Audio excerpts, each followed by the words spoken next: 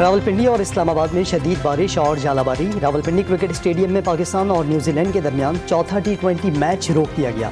Ground में हर तरफ सफ़ेद चादर बिछ गई। बर्फ के ओलों ने हर तरफ चांदी बिखेर दी।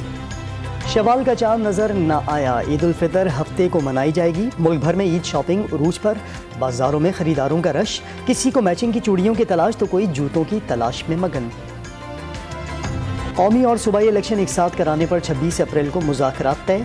सियासी जमातों के मौक़िफ़ पर सुप्रीम कोर्ट ने समाअत 27 अप्रैल तक मुलतवी कर दी। JUIF मौलाना फजलुर रहमान ने इमरान खान से मुज़ाकरात का इम्कान मुस्तरद कर दिया। जिसे नाअहल होना चाहिए था उसे सियासत का महवर बनाया जा रहा है। फजलुर रहमान का इमरान खान को नाअहल करने का मुतालबा। और सिंध में होटलों, रेस्टोरेंट्स, अस्पतालों, तालीमी इदारों और अवामी मकामात पर सिगरेट नोशी ममनू। हुकूमत ने अमल दरामद के लिए 16 रुकनी कमेटी भी बना दी।